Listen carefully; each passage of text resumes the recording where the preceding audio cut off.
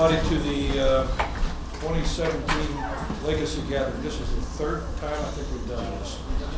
It harkens back to a thing that Arm did a long time ago. It was called the Sons Gathering.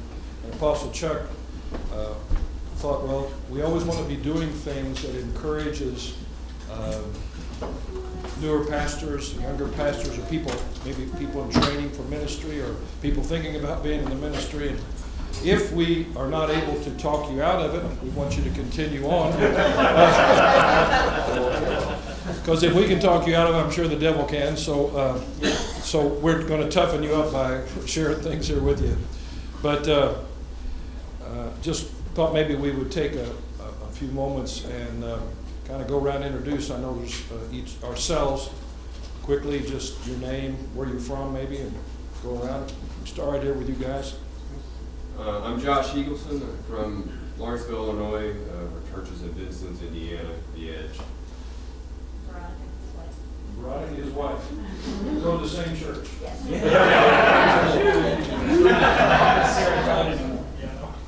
My name is Brian Houston from Legacy Church in Salem.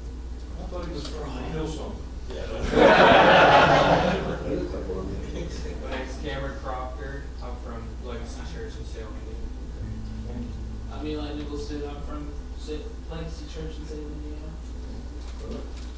Von Trader. You're claiming them tonight. I'm Autumn Pond, Legacy in Salem. Justin Hall, Legacy Church, Salem, Indiana. Randy Burris, Salem, Indiana, Legacy Church. Yeah. Scott Hubbard, Legacy Church. I'm Jason. This is my wife Erin. Legacy Church in Salem. Good for representing tonight. Let's hear it for Legacy tonight. All right. They took it literally, the Legacy guy.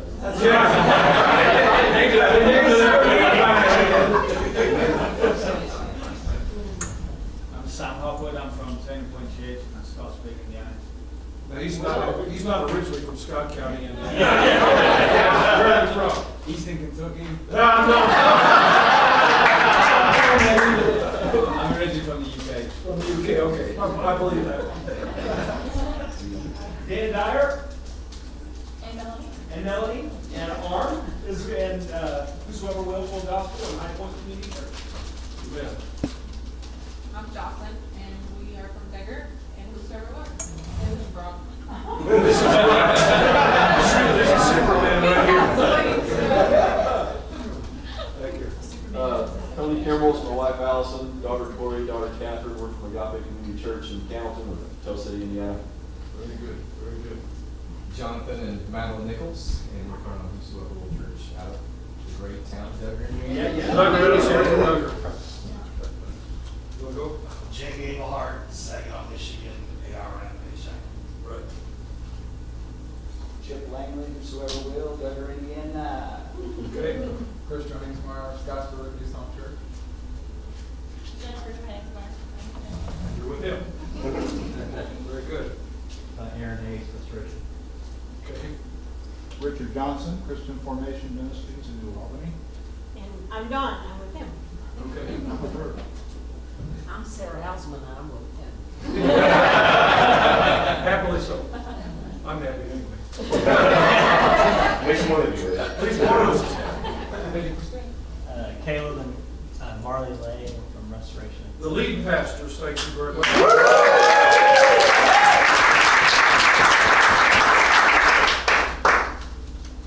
Shannon, and this is my wife Melanie Bennett, and from here at Portsmouth. Good. I'm Hannah. I just put chocolate in my mouth. From Cornerstone. Yep, I'm ready. Cornerstone and her. And him or her, which is it? Oh yeah, her also. And her.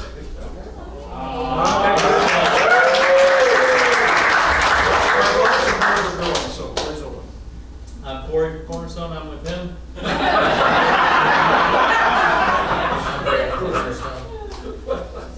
That's already. That's enough.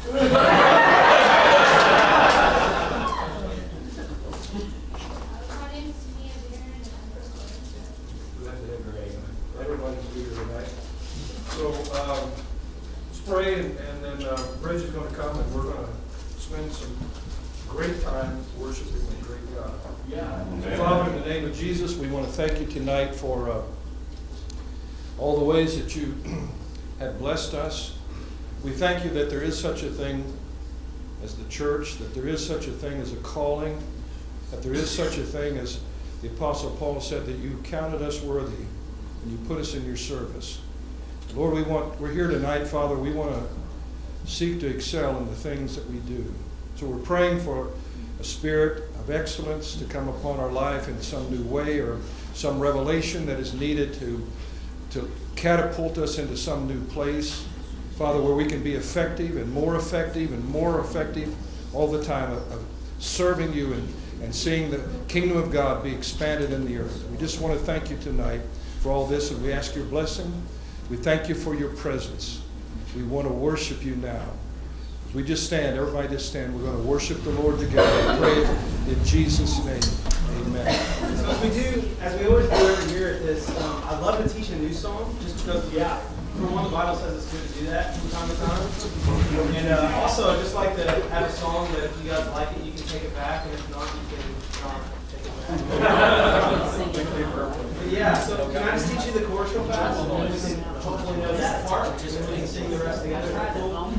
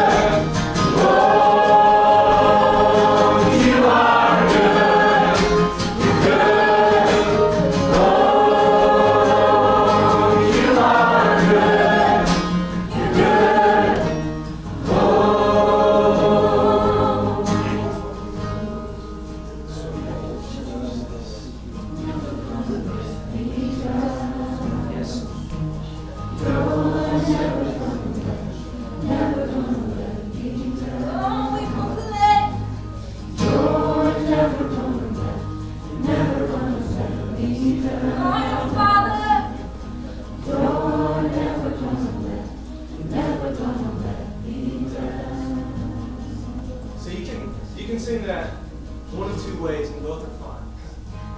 One way is from a position of truth, where you know it's true. Another one is a position of faith, right? Come on. Because with a room of this many people who are in charge of leading churches, I'm pretty sure that somebody's here that doesn't feel like that right now. Sure. Feel let down. So we're going to sing it from whatever position you're in, whether it's a position of trust and knowing or whether it's a position of God. Right now, I need you to not let me down. So we sing together. Come on. You're never gonna let me down. You're never gonna let me down. You're never gonna let me down. You're never gonna let me down. You're never gonna let me down. You're never gonna let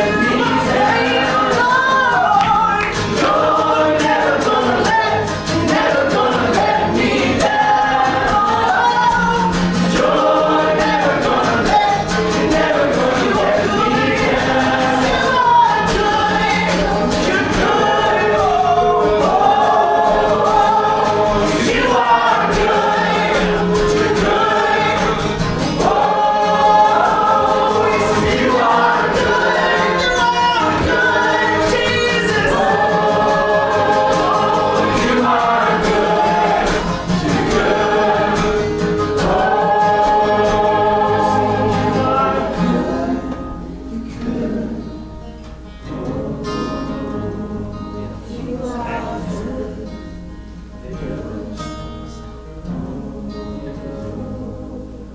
Thank you, Jesus. Amen. Thank you, my God. Thank you.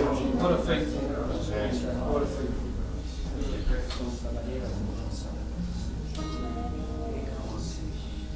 Father, we just declare that tonight. That you are good. No matter the circumstances, no matter the situation you face, you're faithful and you're good. We declare it. We declare it. Yes. In Jesus' name. Everybody said, Amen. Amen. You may be seated.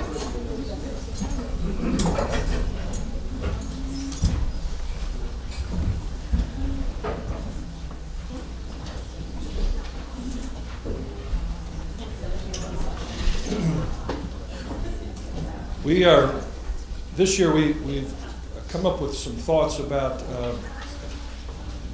real life stuff, hopefully real life stuff that people in the ministry are involved in. We've in the past maybe fielded some questions from people that are, people from this group that had, what about this, what are we doing, these kinds of situations. Well, this year we've kind of taken a little different approach, and the initiative is about our own personal development as people. Sometimes we work very hard on the ministry, and we kind of neglect the minister. yeah. And I know when I began in ministry, I read a lot of books about how you're supposed to burn out for Jesus and go all the time and sacrifice and take care of everybody and make sure nobody has any problems and fix everybody's everything and all that. And I soon learned that is actually an impossible task, and it's not even the task that we're given. So it's a misconception that people have. So if there's anybody here who labors under those things, my prayer is, before you leave here, you're going to be delivered from any kind of wrong thinking that we have about what it is to be a minister. The Bible says his yoke is easy, his burden is light. There's been those times I thought, I'm not experiencing that. So this is not all God right here. Tonight, I asked Bishop Jamie, he's going to come and share some things, and then we'll have some discussion maybe about that. Take a little 10-minute break or so, and then we'll have a second session. So let's give him a hand of encouragement. Brother, please come.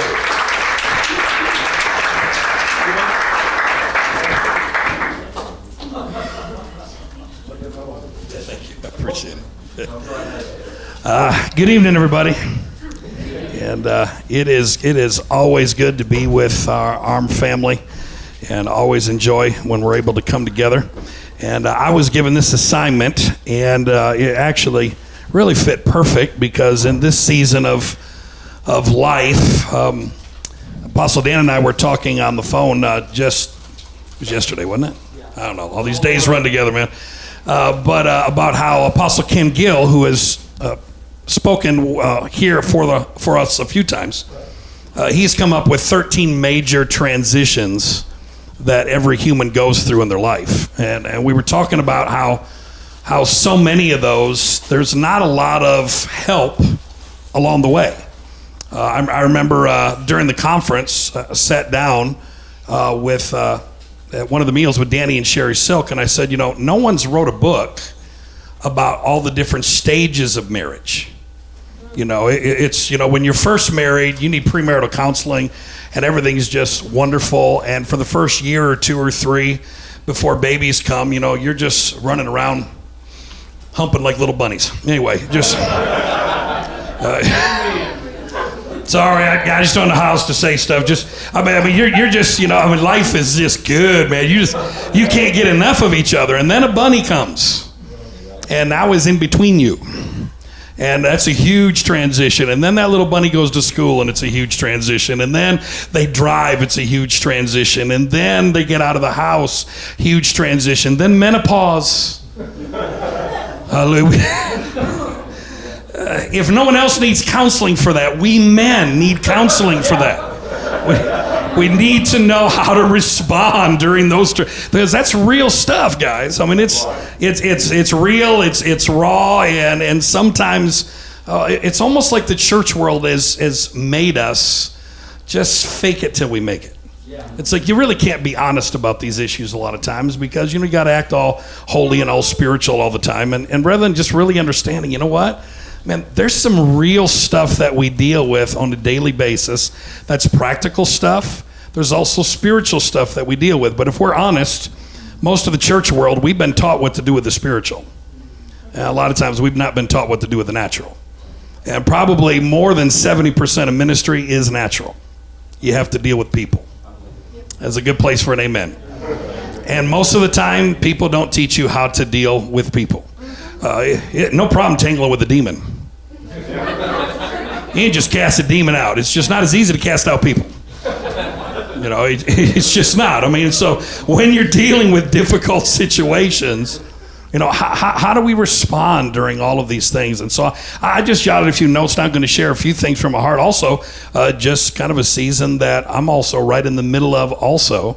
And some things that my wife and I have decided for 2018 that I know that truth is, if I look back over now, started our 28th year of ministry, should have been done a long time ago. And so I want to start by reading a verse, because, if you don't read a scripture,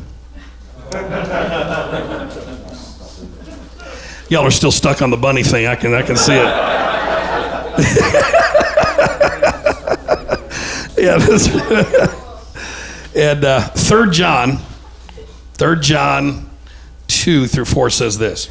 I wish above all things. I want you to think about that for a minute. I mean, John the beloved is saying, there's one thing I desire above everything else, that you prosper and be in good health, even as your soul is prospering. For I was glad when brethren came and testified to your truth, that is, how you are walking in truth. I have no greater joy than this, than to hear of my children walking in the truth. Now, John's greatest desire was for those he loves to prosper. This word prosper means to have good success, to be happy, to be on the right path, to succeed in business, to also be, a state of being, not getting, in good health, which means to be sound, safe, and uncorrupted, pure, in balance. That's an interesting word right there.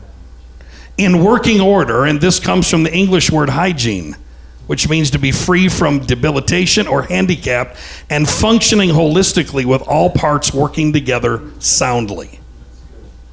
That's pretty powerful stuff right there. And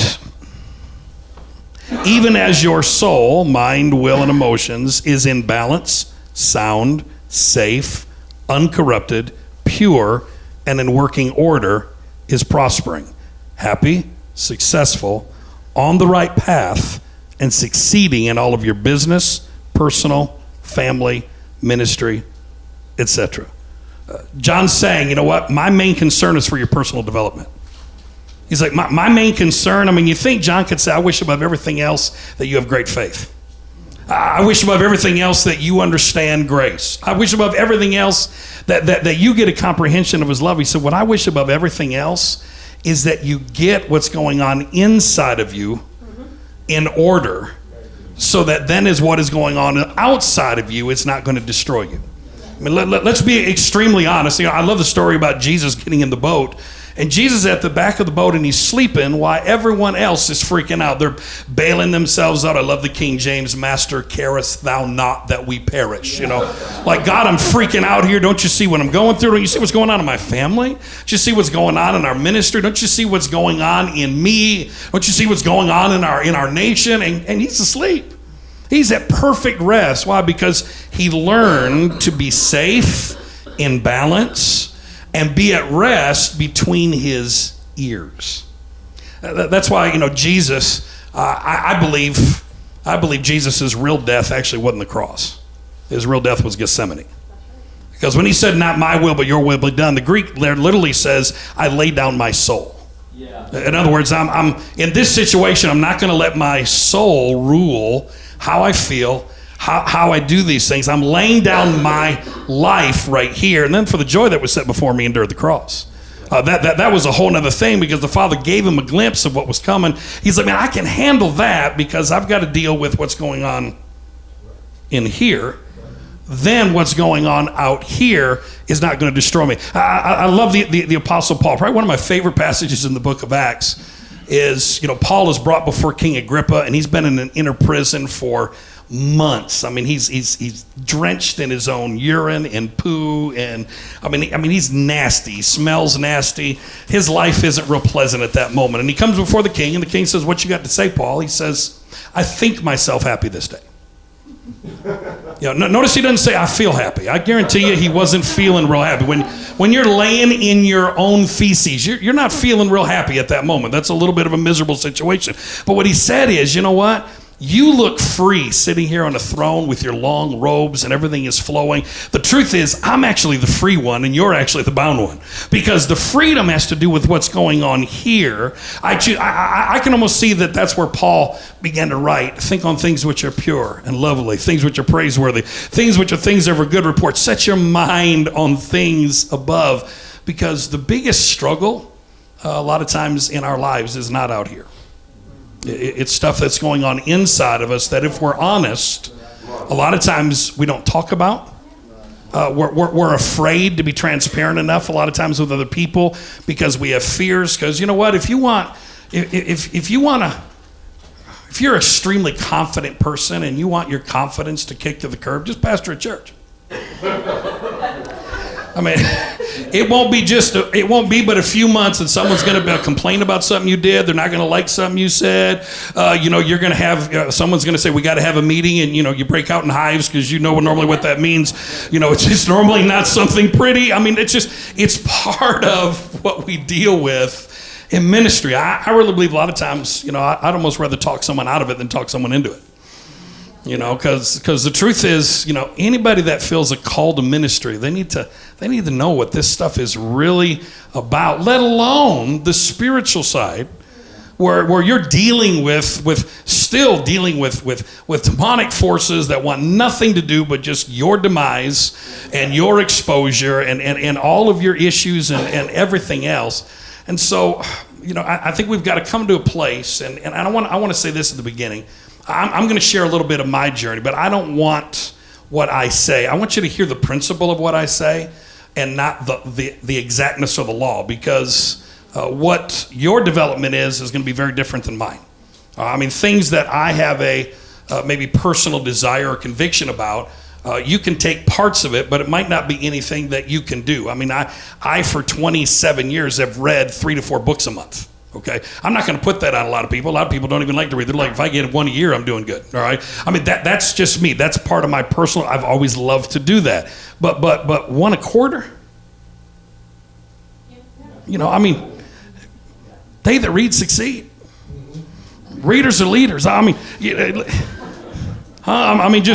at least something, if you don't like to read audiobooks, you're in the car, just listen, then I mean, there's some stuff that are practical stuff that we need to learn and we need to walk through. But I want to start, first of all, with the spiritual stuff, because I think the spiritual stuff is the stuff sometimes we think we have down, and then sometimes realize that we really don't, because one of the first things that Jesus did is he called the disciples to himself. He didn't call them to preach. He didn't call them to teach. He didn't call them to do miracles. He called them to himself. So our first thing that we have to make up our mind to get down is that our time with God shouldn't just be for sermon preparation. You know, it's so easy when we get busy, and especially, I also understand there's leaders here that are also bivocational. And I understand, because I started a church, and I was on the road 2 weeks out of the month. And so it was something where, you know, I mean, I was having to get back for stuff, and I was doing other stuff while also doing that, let alone a family and everything that's on top of it. But through the process of that, I had to learn it's so easy to start reading and studying and praying, and your whole focus is you only have time for what you're going to be teaching and preaching. And so then you don't feed your soul. I've always believed that messages that flow out of us should have more to do with our personal study, development, and walk with God. And it shouldn't be, you know, God, what do I need to find to say? I mean, I've got to a place where, I mean, just because of that discipline in my life and that hunger and desire, it's rarely, God, what do I need to say? It's normally, God, what shouldn't I say? You know, I mean, you know, for me, it's normally when to shut up and, you know, don't say that. That'll freak them out. You know, I mean, I have to learn sometimes more of a, you know, Father, help me to discern what's going on in the house and what I can say. Thank you. What I can say and what I shouldn't say, or what I shouldn't say yet. Because a lot of times, you know, Jesus said to his disciples, I've got a whole lot more for you. You're just not ready right now. I mean, that means Jesus had so much more he wanted to impart to them, but they weren't ready to receive it. They were stuck in their paradigms. They were stuck in their ways of thinking. And so I think we have to come to a place that, and I don't want to make this legalistic, but I love years ago what I heard Smith Wigglesworth say. Someone asked Smith Wigglesworth, they said, you know, you've healed the sick, you've raised a pile of people from the dead. I mean, you're a miracle man in the 20th century. You must pray hours a day. I mean, to be able to have all you do hours. And he said, nope. He said, I can't find an example where Jesus ever prayed more than an hour. He said, so I've never prayed more than an hour. He said, but an hour doesn't go by where I don't pray. I love that statement. I live that, and that doesn't mean that you have to go into intercession every hour. It's that you're constantly open. You can be sitting at a meal in a conversation with someone, and you're in tune with what the Holy Spirit wants to say to you or say through you, and your heart is constantly in tune with your heavenly husband, to where he can download anything he wants to you anytime, can encourage. But we have to get to that place where a priority has to be, I can only pour out that which has been poured in. And sometimes I know, because I sit and talk a lot of times with leaders, and the one thing that they tend to struggle with many times the most is just the simplicity of taking some quiet time. It doesn't matter if it's in the car driving down the road. It doesn't matter if it's late at night. I'm not an early riser. Most that know me know that. I've traveled for over 27 years. I'm a second shifter. I get my second wind about 10 o'clock. So it's probably good you had me go first. But anyway, and I'm normally not up early in the morning, but I mean, midnight to 3 o'clock, I mean, that's when I'm doing a lot of reading. That's when I'm having my discussions with God. I'm winding down for the day. Other people, it's early in the morning. Some people, it's at lunch hour, because you got to fit it in however you can fit it in. If you got to go to your car and say, God, I just need to be quiet. And I've also found this, a lot of my prayer life through the years has changed. I mean, when I was younger, you know, I just had to scream at everything, you know. I mean, and if you didn't get that hour of just screaming at God and thumping your chest, then, you know, you weren't spiritual. And then you had to pray in tongues for another hour, because, you know, that's what Brother Hagin said you had to do. So, you know, just... Then you get to a place, and I think the more you grow, I found myself listening more than talking. Just sitting. The older I'm getting, more quiet contemplation. I mean, if Jesus said, I did nothing but that which my Father said, I did nothing with that which I saw my Father do, I said nothing but that which I heard my Father say, he had to do a whole lot of listening. It wasn't a whole lot of going in and just telling God about all of his problems and his issues. I think he went into the Father and he's like, okay, Father, let's commune, let's fellowship, because our ministry to the Lord is our first ministry, not our ministry to people. And see, what we get caught in sometimes is we get caught in thinking that ministry is about everything I do to help people, and we miss out on the most important thing is about our ministry to the Lord. There's a passage. I encourage you to read the whole passage later, but it's found in the book of Ezekiel. And Ezekiel chapter 44, verse 16, God actually says this: "But the sons of Zadok, who kept charge of my sanctuary when the sons of Israel went astray from me, they shall come near to minister to me, and they shall stand before me to offer me the fat and the blood, declares the Lord." Now, when you study the whole passage, what I love about the sons of Zadok, and I did a study years ago on the sons of Zadok. Zadok is translated righteousness. And Zadok was the high priest under Saul. And when the anointing shifted from Saul to David, a lot of people stayed with Saul, but Zadok left and he went out into the wilderness with David because he recognized that there had been a shift that took place. Zadok is also translated righteousness. Melchizedek is the king of righteousness. And so Zadok are the sons of righteousness. I believe it's a beautiful Old Testament picture now of the new covenant, because we are all sons of Zadok. Okay, God, we're all sons of righteousness. We've been made righteous because of Jesus. But in this Old Testament passage, he only allowed, God speaks to the prophet and he said, only the sons of Zadok are allowed to come and minister to me. And he pronounced a judgment on the rest of the priests of Israel. And what's interesting is the judgment wasn't what we thought. He didn't say, you're gonna fry. I mean, I'm gonna get you to. The judgment was he relegated them to the outer court to minister to the people. The judgment was not removing them from ministry. The judgment was, you can't come in and minister to me anymore. You got to spend all your time doing church stuff. Woo, hallelujah. I wonder sometimes we don't even realize that we think that what we're doing, because we're helping people, and listen, don't stop helping people. That's a beautiful thing.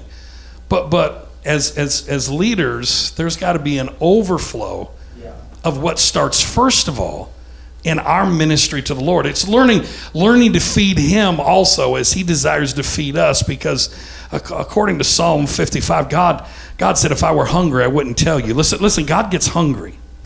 I know that especially according to Revelation chapter 3, he said, man, if any man would hear my voice and open the door, I'll come in and sup with him and he with me. I'm standing at the door and I'm knocking. That's not him trying to get into us. How many of you know that if Apostle Bob showed up at your house at dinner time, he's not bringing the victuals? And the Lord said, you know what? I'm knocking on the door. I want to come into your home, your life, and I want to eat with you. That he's not bringing the food. In other words, he's like, I want you to spread a table for me. I want you to feed me. I want you to minister to me. And as you learn to minister to me, guess what? There's going to be an overflow. I'm always going to minister to you because, man, I'm a good father. I love to pour into you. But if we don't take that time, and please, I don't want anybody in here to feel condemned by any of this, because we all go through seasons. We all go through seasons where, man, me and God, awesome. And then like 3 months, man, I barely talk to Jesus except at dinner. You go through seasons where all kinds of stuff happens. It's not about coming under any kind of condemnation, but it's keeping in front of us. What's the most important thing? The most important thing is our ministry to the Lord. And if we're not ministering to him, we're only going to have our flesh to minister to others. And you know what? You can help someone in your flesh. You can get a congregation shouting in your flesh. I can. Don't need the Holy Ghost at all. I mean, the truth is, that's why you can go to all kinds of self-help things and people are going crazy. Holy Ghost ain't got nothing to do with any of it. I mean, you can just, in your natural self, but it's not going to bring lasting change. Lasting change is going to be an overflow. So I want to encourage every single one of you. Listen, if it's 5 minutes, I mean, start somewhere, but find a time. I got thinking when I was putting some of this together, and I tell you, Melanie, what I thought of is that little picture that the young lady drew of you, where you were just sitting like in your front living room there, and you were looking at your Bible. And I thought, that's the best beautiful picture. I'm like, I think that's where the heart of the Father is. He said, you know what? Minister to me first. And that doesn't mean, sometimes I'm sure there's some days you didn't get there, probably quite a few, but I mean, and there's grace for that, which is the beautiful thing. But we can't forget that really is the important thing. It's about pouring into Him first, and then there being an overflow and transformation that begins to happen. Also, I want to just mention this, Acts chapter 6, verse 2. For years, I've asked pastors especially, tell me scripturally, what is your main purpose? And I've heard everything from visiting people in the hospital to counseling, to preaching. I've heard all kinds of things. And it's not that any of them are necessarily right or wrong. That's all encompassing. But according to the book of Acts, there was a bunch of Hellenistic Jews and a bunch of traditional Jews from Jerusalem, and some of the ones that were a little further away that didn't have houses in Jerusalem, the widows were not getting cared for and taken care of, and tables weren't being taken care of. And finally, the apostles stand up and they're like, wait a minute. They said, it is unacceptable. That's a pretty interesting word. The apostles said it's unacceptable that we be waiting tables when we should be in prayer and study of the scriptures. Now, they weren't saying we're above servanthood, obviously. The greatest in the kingdom are servants. And what they were saying is we have to prioritize and realize our most important thing is not feeding people at a physical table. It's feeding people at a spiritual table. And it's about being able to take the time to study, to meditate, to pray, to feed the household of faith with the bread of heaven and that life. And so you've got all of these different pictures. According to Ephesians 4, man, it's to equip the saints for the work of the ministry. It's not just to do all of the stuff. And in ministry, because people have an idea what they think you should do. And there's all kinds of demands. So we think you should do this. We think you should be this. How come you didn't show up to this? How come you didn't do that? And it can get literally exhausting. And then all of a sudden you get to a place and you're like, wait a minute. Man, I haven't even hardly talked to Jesus this year. You can get into the middle of January and even go on a 21-day fast and sometimes barely even talk to him because all of a sudden everybody got you busy going this way and that way and pulled in all kinds of directions. You know what? We can be much to do about nothing. We can be doing good stuff, but not the best stuff. Good stuff, but not the right stuff. Just because it's helping people and it's good doesn't necessarily mean that is the priority that we should have. And so we've got to start with our prayer, our meditation, our time just sitting in His presence and letting Him just minister to us as we minister to Him. I want to encourage y'all, minister to the Lord. Then you can minister to people. Stop trying to minister to people when you've never ministered to the Lord, because it's just going to end up being frustrating, and people are going to say, well, that was a good sermon, brother, and not really change.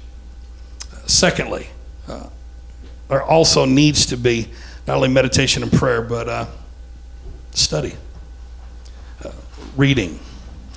Whether we like it or not, you got to at least read the Bible. It's probably a good thing if you're going to preach it and teach it. Just read the scriptures. If that's all you read, cool. Just spend your time reading it. And I want to encourage everybody in here also. Because, I have Pentecostal background and Word of Faith background. And in the Word of Faith background, they tell you not to watch the news, don't read the newspaper. And so a lot of times I don't like watching the news because faith comes by hearing. But faith don't come by reading. I read the USA Today every single day, partly because I'm in hotels all the time and it's under my door.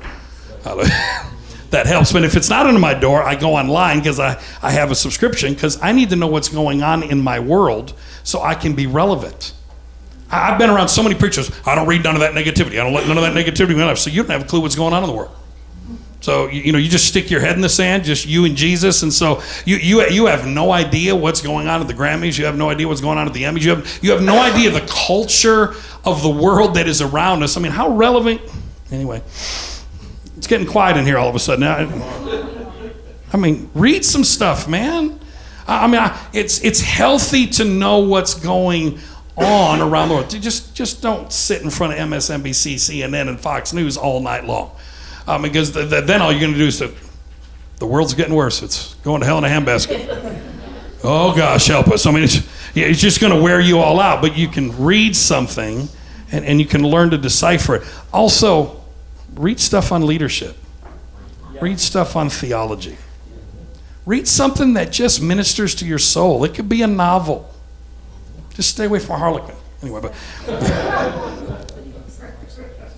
walked into a preacher's house one time and they had to stack them. I was like, okay, whatever.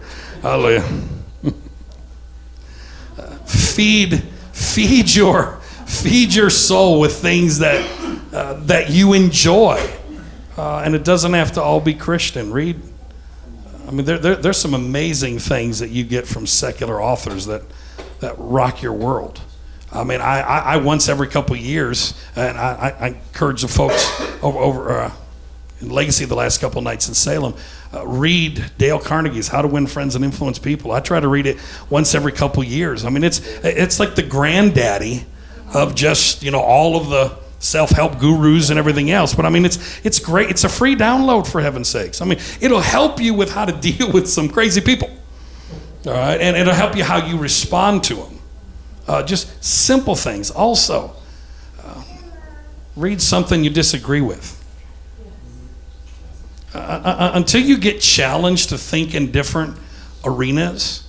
I love it. I heard Tony Miller say this years ago. If all you do is hang out with the same people from the same group, the same stream, the same flow, the same way of thinking, it's like going to a family reunion to find a wife. After a while, you're going to have some ugly kids. What you produce is it's not going to be the prettiest thing that starts flowing. You need to get around people that think differently than you to challenge your thinking in those areas. If all we do is get around people that agree with us, well, you're never going to grow. I mean, iron sharpens iron only through heat, friction, and irritation. I mean, iron cannot sharpen iron by just, gently rubbing up against. I mean, you've got to get around some people that absolutely tick you off because they're sharing some stuff with you. I just don't even know if I agree with that. But then at least let it drive you to read, to study, to be hungry for what God wants to do in your life in the future. But be a Jacob and wrestle. Man, wrestle. I wrestle over the scriptures. I'm not a Pharisee, and Pharisees, how Pharisees interpret the scriptures is unquestioned loyalty. The Bible says it, bless God, then it's so. Jesus didn't do that. I mean, you had a bunch of Pharisees bring a woman caught in the act of adultery. The scriptures say, stone her, kill her. Jesus is like, wait a minute, let me ask you a question. He was without sin cast the first stone. In other words, his response is, how I interpret this is it leading to love? Is it going to harm a human? Because if you're using the scriptures to harm a human, you might be using it wrong. Just a thought. I mean, actually, maybe the purpose, the law fulfilled was love, right? Just maybe the purpose of it was to lead somewhere. But sometimes I think what tends to even happen is rather than wrestle with stuff, we just believe whatever it says without even studying the original language, without saying, I struggle with this. There's nothing wrong. God doesn't freak out on our questions. God doesn't freak out when we say, God, I struggle with that. I mean, I struggled for years with the story of Abraham and Isaac. I mean, God speaks to Abraham and he says, take your son, your only son, up on a hill and kill him. Okay. Okay. I mean, think about that for a minute. I mean, I mean, if I heard 30 audible voices from heaven and got 20 prophecies that told me to kill Brandon, my son, I'd be like, nope. Sorry, you want him dead? You're going to have to kill him. I'm going to be disobedient. Not even an argument, not even a question, not even like, really? Is this God? And why do you want to kill my son? That is a miracle. Yeah. Well, when you understand, though, that he was raised the first 40 years of his life in Mesopotamia with polytheistic gods, and all the gods asked for the firstborn sons. That was normal thinking to a man of that era and that culture. And God takes him up to the mountain and he says, I want you to kill your son, but while the knife is in the air, I love this. I shared a little bit of it last night over in Salem, that while you're obeying the proceeding word, make sure you keep listening to the proceeding word. Because man lives not by preceding word, but by proceeding word. Just remember there's fresh manna every single day. And on the way up the mountain while the knife's in the air, God says, stop. Why? Because I'm not like all those other gods. But I require obedience, not sacrifice. He wasn't literally saying, I want you to kill your kid. What he's saying is, this is how you have always thought, and this was normal to you, but I'm trying to flip your normal upside down and let you know it's jacked up, son. All right, you don't kill your kid. You love your children, for heaven's sakes. You don't slaughter them. And so, if we don't wrestle with that stuff, I mean, we just read it. We're like, oh yeah, well, I killed this kid, no problem. Like, really? Like, you're really okay with that? I mean, I wonder sometimes about believers that don't question stuff, because we've almost been taught unquestioned loyalty to a book. We don't question it. That's called Islam. Anyway, hallelujah. That's called Islam, not Christianity. That was never in all of the history of Christianity. Jews wrestle. Scribes and Pharisees say wrestle. What does that mean? What did God mean by that? And let God then touch you and change you from a Jacob and take you from a Jacob to an Israel. I love that passage in Isaiah where it says, Jacob I created, but Israel I formed. God can only form us when we choose to go through the process of formation, where we actually wrestle with some stuff. We wrestle with God, and God's like, it's cool. Man, I'm not freaked out by that. Ask me questions. Just yell at me sometimes. I know you don't understand, but I'm good. I can handle all of these situations with you and still be okay. And so I want to encourage you, not only the spiritual side of just our prayer and our meditation, however the Holy Spirit deals with you to do that. Just make up your mind. God, teach me how to minister to you. I don't want to just spend all my time ministering to everybody else, and I never take the time to minister to you. And then, Lord, teach me more and more how to study according to the abilities in me. All right, I'm a nerd a little bit when it comes to theology. Okay, so I love reading all those books, and most people don't care about it at all. That's something I enjoy. So that's why I don't try to put that on other people. But I do ask people at least a quarter, just a book a quarter. I mean, every 3 to 4 months. I mean, read something that feeds your soul, that shifts your paradigm, that causes you to think in a whole different level so that you can grow and mature. Now, let me give you a few practical things, and then we'll have some questions. Are we doing all right? All right. Get rest. Take a day off. Man, sometimes that is the hardest thing, to actually just take a day and rest. I mean, my wife and I, when I'm home, it's always Mondays or whatever day I get home. Because the day I get home after being gone 5, 6, 7, 8 days, I don't want to do nothing. I need to decompress. I have no problem taking 1 or 2 days in chilling. I have no problem taking a Netflix day. Don't feel an ounce of guilt about it whatsoever. I will catch up on whatever. I'm like, you know what? I need to decompress in this season of my life, and just everybody leave me alone. Turn the phone off. I'll get back to you if it's super important, and just learn how to just simply rest. And then the other thing is, you need a sabbatical. Everybody. My wife and I, we decided that this year, March and April, we're taking March and April completely off. I said, we'll see what we do. The first 2 weeks, I might just sleep. I don't know.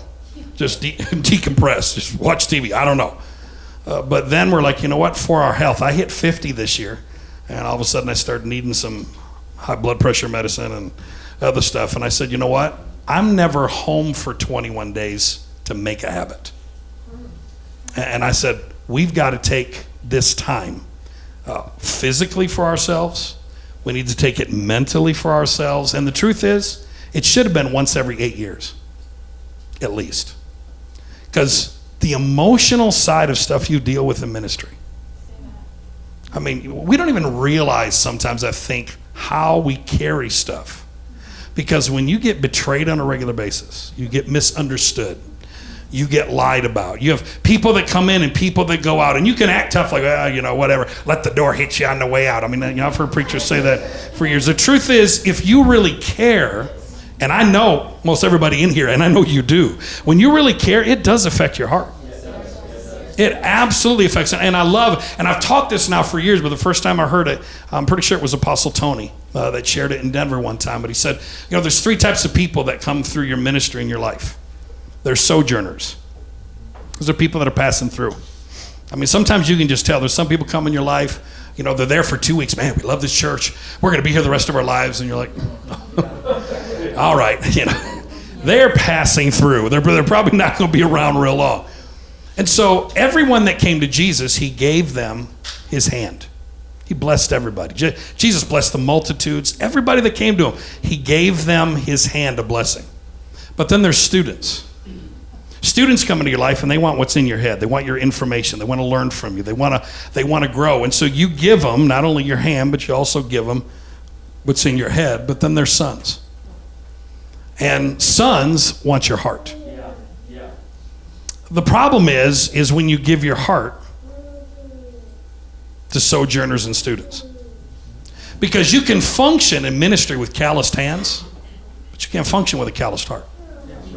And when you give your heart to everybody that walks through the door, because that's almost how we were taught, you just give your heart to everybody that walks through the door, what happens is your heart starts to get callous because they come in and they leave, and they come in and they leave, come in and they leave, and all kinds of stuff happens. And then after a while, you can't give your heart to anybody anymore because it's become so calloused. I watched this with my parents. My parents, after almost 30 years of ministry, they started to get a revelation of fathering and the apostolic. And I remember my mom coming to me one day and she said to me, we're ready to father, we're ready to mother, but none of this young generation want anything to do with us. They don't want to receive from us. And I remember I looked at my mom, and I've always been the one in the family. They always called me the bully of the family. But anyway, I was always the one that was honest with everybody. And I looked at my mom, I said, Mom, it's because you can't give your heart. She said, of course I can. I said, it's too calloused. I said, Mom, you've given your heart to everybody that's ever walked through the door for 30 years, and it's not got healed. And God turns the hearts of parents, then the hearts of sons. And your heart can't turn because it's gotten so wounded that it can't release it. And she looked at me and she got thinking. She got back to me about 2 days later. She said, you're right. She said, I didn't even realize about, because ministry takes it out of you. I'm telling you, people will just take advantage of, and it's crazy because we'll say, God used me, and then, people will use you. And the thing we pray starts to happen, and then we freak out when it starts happening. It's like, it's actually part of it, like it or not, that stuff happens, and we have to get to a place where we can take sabbatical. So we just said we not only need to take some time off, but we're going to take the first 3 weeks, and we're going to do like 10 sessions each with Nate. Some of you have met Nate, or it doesn't matter if you call Tony and Bev. It doesn't matter. You can call Linda Bannett. I mean, somebody that deals with emotional stuff, because sometimes we don't realize how much we're carrying. Sometimes we don't, and especially us men, we're like, I'm good. I don't need any of that. I don't need any of that. I'm like, really? You think so? And then you sit down and the Holy Spirit starts rocking your world and showing you, no, there's a whole lot more in there than you thought of, Chief. Matter of fact, that affected you more than you thought. And getting healed up in some areas, because hurt people. And God, we've got to realize that our emotional health, I wish above all things, that you prosper and be in health, even as your soul. That when your emotions are healthy, your mind is healthy, your inside here is healthy, you're going to begin to produce health out of you. If it's not, no matter how godly you are, how loving you are, how kind you are, you're going to end up being toxic to somebody. No matter how much you don't want to be. I mean, none of us in our heart want to hurt anybody, for heaven's sakes. Of course we don't. But you know what? There's people all around our regions that swear up one side and down the other to other people about us hurting them. I mean, and a lot of that is made up. A lot of it was their issues they never got healed of. But sometimes there's probably some legitimacy to some of it. We could have probably handled some stuff a little different, all of us, if we'll be honest. I look back over my life and I handled a lot of stuff. I wish I could have did it differently. I wish I would have known then what I know now, and that's just part. That's part of our growth. But it's getting to a place to say, you know what? I need to make sure I'm good, so then I can help others come into that place themselves. And so get to that place of just healing and health, and then we've got to also my wife and I this last month. And I've been suggesting this now. I mean, I've got my roommate from Bible school. I've got 2 other pastors in Michigan that are actually going to the same person, because we're all in our middle-age season. We're all like 48 to 52. And my wife and I, we just about a month and a half looked at each other and said, you know what? We've gone through the season of kids growing up. We started a church, turned the church over to somebody else, menopause, premenopause for a while. Hallelujah. And we just said, you know what? We need to sit down with someone to help us reconnect our hearts. And so we've started to go to just a Christian marriage counselor. I think all of us need tune-ups. I think so too. But you know what? A lot of times we as the leaders got to admit, you know what? We do that. It's okay. There's not anything wrong with you. I mean, we're not getting divorced. I mean, we've never even had a discussion about that. We love each other. We love our family, love our kids. But you know what? Life starts to happen. And that's where, I remember reading Keep Your Love On, and I'm like, man, you know what? You know how easy it is for your hearts to get disconnected? Doing ministry. Matter of fact, you're doing a bunch of good stuff. Positive stuff. People think, man, you're the cat's meow. You're awesome. You're helping us.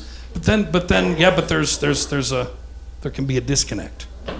That's where sometimes, whether it's going to a marriage retreat, whatever it is for a tune-up. Listen, I believe one of the hardest things you do in life is marriage and family, because it's constant work. You never arrive when it comes to relationships. You're constantly working at it. You're constantly tweaking it. You're constantly saying, you know what? I need encouragement in this area. I need help over here. I need help with this, because it's easy for us to just check out and not even realize. We also need to make our families a priority. One of the things I tell young leaders, especially, if I have any regrets of my fathering, and I have 2 amazing kids. They turned out amazing in spite of me. But there's a lot of things I did really well. But the one thing I wish I would have did more is play. Wish I would have played more. That's why I always grab these young fathers. Play. Just play. Just have fun, because see, it didn't help. I mean, my A personality on top of it was, we got to go change the world. We got to burn out for Jesus. I mean, that whole thing. And because I remember years ago reading, and I thought it was so interesting. And then I'm gonna stop. But he made this read this book, and they made a statement that they went all through human history as well as church history, and less than 10% of individuals that started strong finished strong. Less than 10%. I mean, that means 90% of people that started off with a bang and started off well did not finish well. And I believe it. So much of it, we have to, as we go through the journey, we've got to stay healed. We've got to stay whole so that we can succeed. We've got to get to the place where we're constantly making sure that we're feeding God, that we're in that place of ministering to him, and then he's ministering to us. And then the outflow of that is, it doesn't matter what bad news you get. It doesn't matter if all hell is breaking loose all the way around you. You'll be able to sit and sleep in the middle of a storm.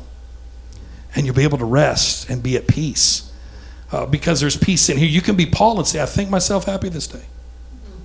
You just got the worst news ever. You got 6 months to live. I think myself happy this day.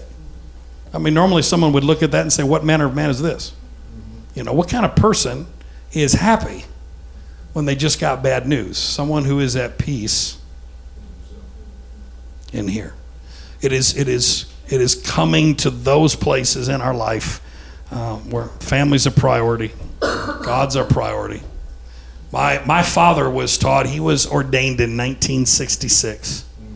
And the denomination he was a part of, when they went to the denomination conference and meeting, they took the ministers' wives into one room, and they took the men into another room. And my mom says this all the time.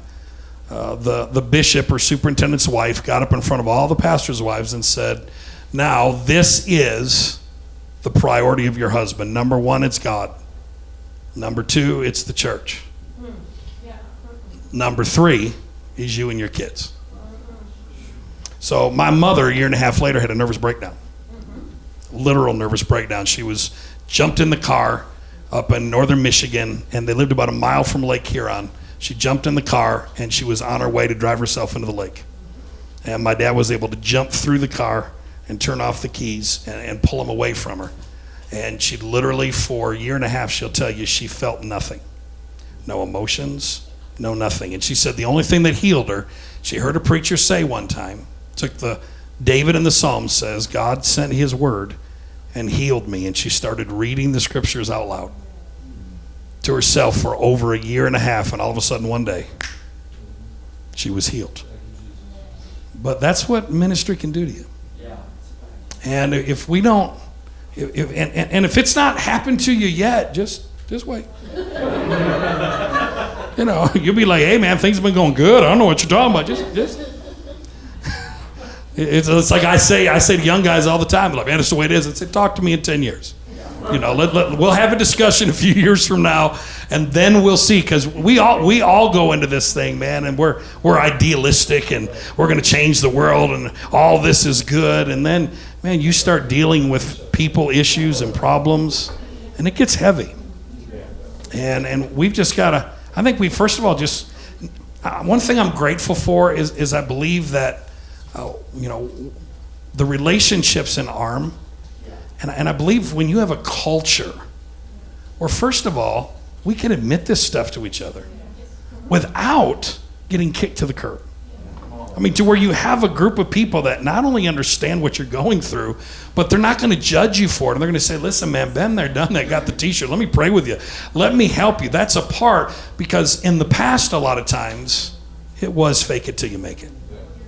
Put on the mask. How you doing, brother? I'm blessed and highly favored of God. Whatever. You just went through hell in your house. I'm blessed and highly favored. I mean, just every once in a while, just say, man, I've been through hell. Life is not real pleasant right now. And be transparent enough, and it's okay. It's okay. You don't have to be Superman or Superwoman all the time. Yeah, except Rob. So anyway, yeah. All right. Then did I go too? Let's take a break. Yeah, and then come back for some questions.